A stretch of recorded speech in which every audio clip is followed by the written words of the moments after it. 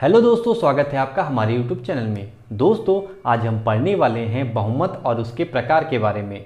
तो चलिए शुरू करते हैं। बहुमत को दोस्तों इंग्लिश में कहते हैं मेजॉरिटी। बहुमत शब्द का प्रयोग मतदान अर्थात वोटिंग के संदर्भ में किया जाता है। सामान्यतः जो प्रत्याशी यानी उम्मीदवार मत प्राप्त करता है उसे बहुमत मिला है कहते हैं। किसी संसदीय व्यवस्था में संसद या विधानसभा में सबसे अधिक सदस्यों वाले दल के द्वारा पूर्ण बहुमत से बनाई गई सरकार को बहुमत की सरकार कहते हैं। बहुमत सामान्यतः 4 प्रकार का होता है।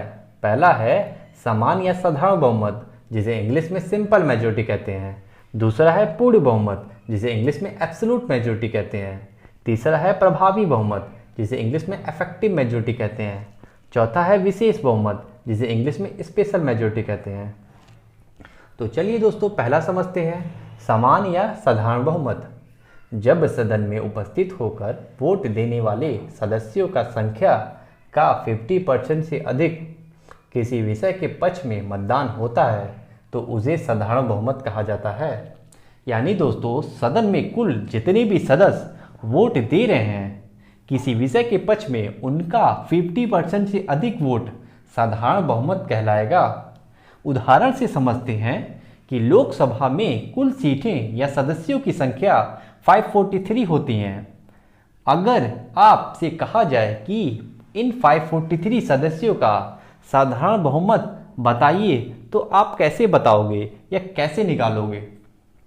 तो मैं बता दूं दोस्तों आपको, साधारण बहुमत निकालने का फॉर्मूला है उपस्थित सदस्यों की संख्या को 2 से डिवाइड करके +1 कर देंगे तो आपका साधारण बहुमत निकल जाएगा। सीधे से मैं कहूं दोस्तों कि आप 543 का आधा करके उसमें +1 कर देंगे तो आपका साधारण बहुमत निकल जाएगा। यानी 543 का 50% करके +1 कर देंगे तो आपका साधारण बहुमत निकल जाएगा। 543 का दोस्तों आधा कितना होगा? तो 271 होगा। तो 271 में +1 करेंगे तो 272 हो जाएगा। तो आप कह सकते हैं कि 543 सीटों या सदस्यों में 272 साधारण बहुमत है। मान लीजिए संसद में कुछ सदस्य किसी कारण नहीं आते हैं या किसी वजह से अनुपस्थित हो जाते हैं तो उस सदन में सदस्यों की संख्या सपोज कर लीजिए 200 आए या 300 आए या मान लीजिए 400 आए, तो इसका साधारण बहुमत आप कैसे निकालोगे? तो दोस्तों इसका आधा करिए, 400 का 50% कितना होगा? 200 और +1 कर दीजिए तो 201 इसका साधारण बहुमत निकल जाएगा। सिंपल लैंग्वेज में आप कह सकते हैं कि साधारण बहुमत आधे से अधिक किसी विषय के पक्ष में मतदान अर्थात 50% +1 होता है। दोस्तों, साधारण बहुमत निश्चित समय के लिए नहीं होती है। साधारण बहुमत कोई फिक्स नंबर नहीं है। यह परिस्थिति के अनुसार सदस्यों की अनुपस्थिति के अनुसार घटता बढ़ता रहता है।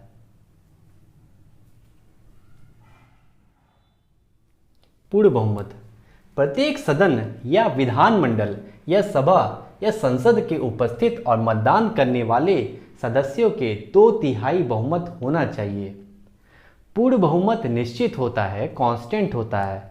इनमें सदस्यों की संख्या ना तो बढ़ती है ना तो घटती है।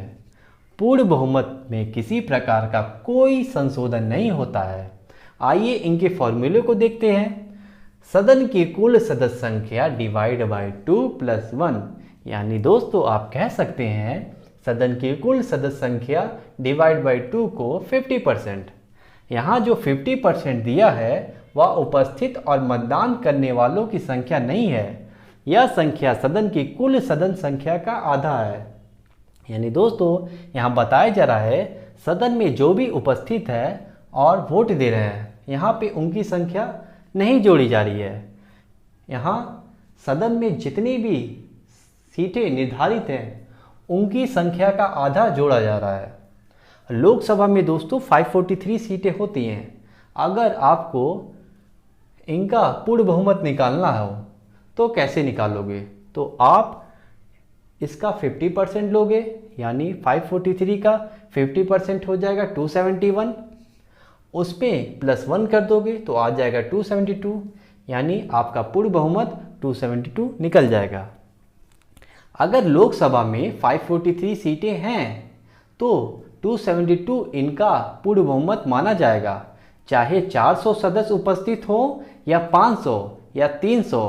243 चाहे कितनी भी सदस्य उपस्थित हों, उनमें से हमें कोई लेना देना नहीं है। जहां कॉन्स्टिट्यूशनल रिक्वायरमेंट है कि सदन की कुल संख्या का पूर्ण बहुमत चाहिए, वहां हमें 543 में से 272 सांसदों का समर्थन चाहिए। आइए तीसरा समझते हैं, प्रभावी बहुमत। मतदान के समय उपस्थित सदन के 50% से अधिक सदस्य उपस्थित हों, खाली सीटों को छोड़कर, उस समय प्रभावी बहुमत का प्रयोग किया जाता है। जब लोकसभा अध्यक्ष, उपाध्यक्ष या राज्यसभा के उपसभापति को पद से हटाना हो, या जब राज्यसभा उपराष्ट्रपति को पद से हटाना हो, तो प्रभावी बहुमत का प्रयोग किया जाता है। दोस्तों, अब चलिए देखते हैं विशेष बहुमत क्या होता है। विशेष बहुमत पूर्ण बहुमत और साधारण बहुमत से अलग होता है। इनमें सदन के कुल सदस्यों का 2/3 गिना जाता है। विशेष बहुमत का उपयोग सदन में मुख्य रूप से 2 कारणों के लिए किया जाता है। पहला, जब संविधान में संशोधन करना हो। दूसरा, जब महाभियोग लाना हो। चलिए दोस्तों, सीखते हैं विशेष बहुमत कैसे निकालते हैं। तो विशेष बहुमत निकालने के लिए आपको कुल सदस्यों की संख्या पता होनी चाहिए। मान लीजिए लोकसभा का विशेष बहुमत निकालना है, तो लोकसभा में कुल सीटें 543 होती हैं। 543 को आपको 3 से डिवाइड करना है तो आ जाएगा 181। फिर 181 को 2 से मल्टीप्लाई कर देना है तो आपका विशेष बहुमत निकल जाएगा।